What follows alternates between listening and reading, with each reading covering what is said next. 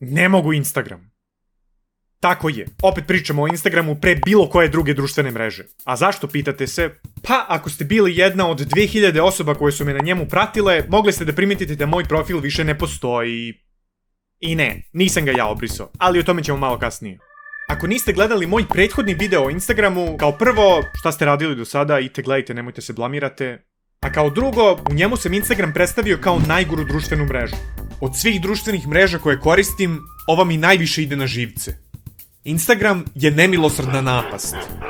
Iako sam u njemu to rekao, to baš i nije bilo 100% istina. Najiskrenije me je tada TikTok malko više nervirao. Imao sam plan kako sve to da napravim da ima smisla. Ali od sada možete da me zovete Baba Vanga, jer sam slučajno predvideo da će Instagram samo tako da ga nadmaši. Nakon svega što se sa njim dogodilo od kad sam izbacio prvi video, iskreno se premišljam da li uopšte ima smisla praviti video o TikToku. Jeste da i on ima svoje mane, ali u poređenju sa Instagramom je bukvalno Sveti Petar. Ako bih počeo da pljujem po njemu, osjećao bih se kao da tučem bolesnog kera. Svaka čast Instagrame, naterao si me da kažem da TikTok nije toliko loš. Nadam se da si ponosan na svoj neuspeh. Moj način korišćenja ove društvene mreže se nimalo nije promenio od kad sam napravio prvi video. I dalje ga koristim isključivo za postavljanje sadržaja, ili bolje rečeno, sam ga koristio, pošto su mi obrisali nalog sprandovi, i taj proces je izgledao ovako. Kada izeditujem neki video, iz njega izvučem nekoliko šorceva koji služe kao promocije za taj video i koje kačim na svoj treći kanal, TikTok i Instagram uporedo. Kao što i sami znate, YouTube je najbolja platforma i na njemu je kačenje i zakazivanje šorceva toliko prosto i jednostavno. Sve može da se uradi na kompjuteru i to na pretraživaču.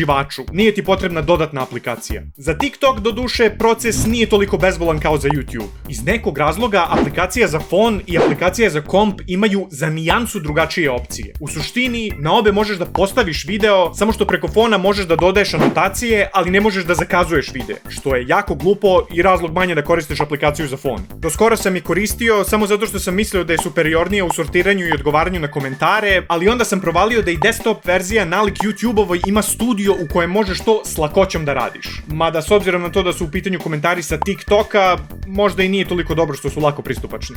A kada je Instagram u pitanju, aplikaciju za komp možeš odmah u kantu da baciš. Postavljanje sadržaja preko nje je kao da si komiran. Tehnički si živ, ali zapravo ne možeš da živiš. Isto tako i ovde. Tehnički možeš da okačiš nešto, ali ne možeš da staviš anotacije, da zakažeš sadržaj, da postavljaš storije. U suštini, sve što je korisno ne postoji. Na aplikaciji za fon to sve postoji, ali jedini problem je to što je aplikacija za fon, tako da tu automatski dobija negativne poene. Instagrame, u čemu je problem? Svi oko tebe imaju relativno normalnu desktop verziju. Čak i tvoj tata Facebook. Zbog čega ti moraš da budeš tako nesposoban? Jel se sećate u prošlom videu kada sam se žalio na to da je maksimalan broj hashtagova 30, ali to nigde ne piše, pa ako slučajno staviš više, Instagram ti samo obriše opis i ne obavestite o tome. E pa, Instagram je uradio nešto po tom pitanju. Mislim, i dalje ti obriše opis bez ikakvog obaveštenja. Samo što to sada ne radi ako imaš više od 30 hashtagova, nego više od 5. Čik pogodite koliko mi je postava bilo potrebno da to provalim. Ko uspe da pogodi, dobija srce na komentar. Veoma kasno u svojoj karijeri sam otkrio Meta Business Suite, koji u suštini ima istu funkciju kao YouTube Studio, samo za Metine aplikacije. Zapravo sam bio jako prijatno iznenađen kada sam video da preko njega možeš ne samo da postavljaš isti sadržaj uporedo i na Instagram i na Facebook, nego i da ga zakazuješ. I to sve preko pretraživača na kompjuteru. Na trenutak me je funkcionalnost Meta Business Suite-a naterala da zaboravim na sve Instagramove nedostatke, prvenstveno jer više nisam imao potrebu da ga otvaram uopšte.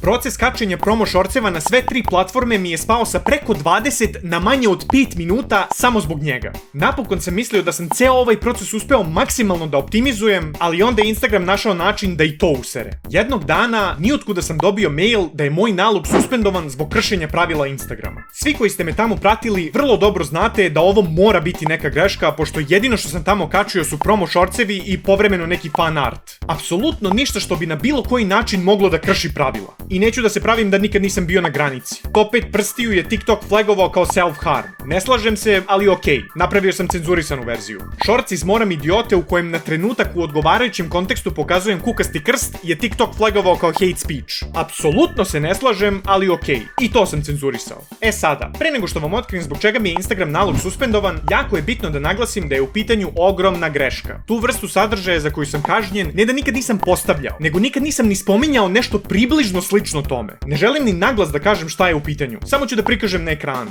Instagrame, gadiš mi se.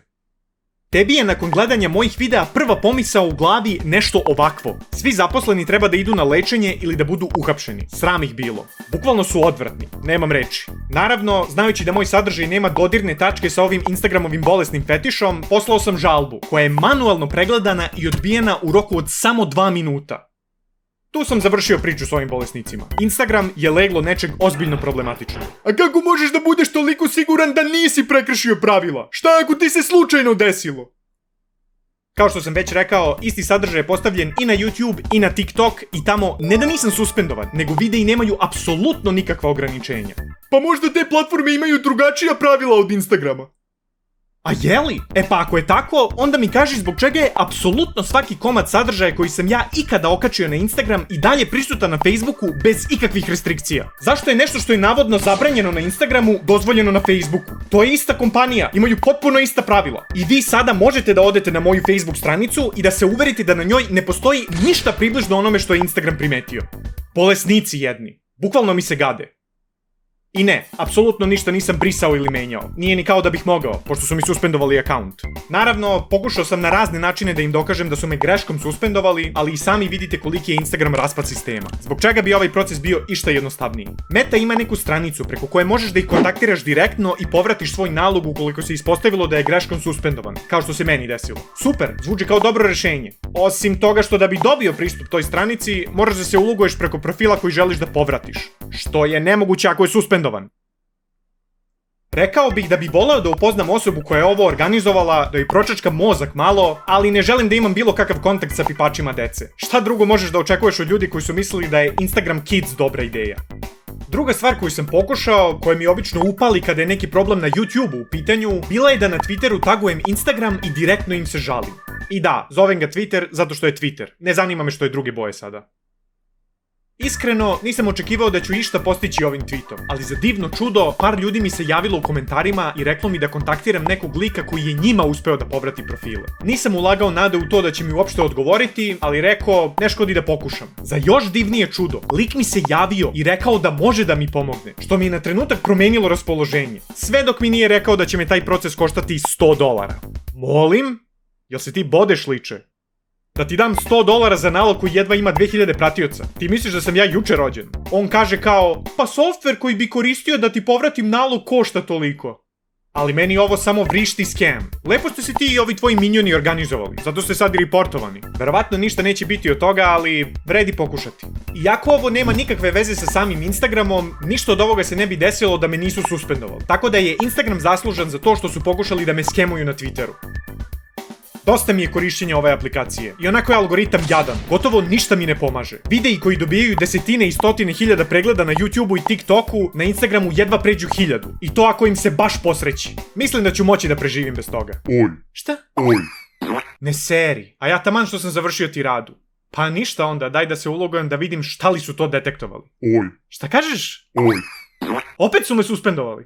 Oj. Nakon manuelnog pregleda. Oj. I opet iz istog razloga. Oj. I opet u roku od 5 minuta. Oj. Ako ovo nije dokaz da su bolesnici, onda ne znam šta je. Više ni ne želim svoj nalog nazad. Zadržite ga. Ne mogu Instagram, ali makar je dobro to što ne moram Instagram. Ali ovoga puta zapravo. Ako želite još dobrih videa, kliknite na neki na ekranu i ne zaboravite like i subscribe. Za kraj veliko hvala Ajdin Fejzić, Egacil, Lovro, Lucy, Mario Vrećo i Toni Baloni. Da biste se našli na listi na ekranu, kliknite join, postanite boj i povećajte svoj mozak. Oj.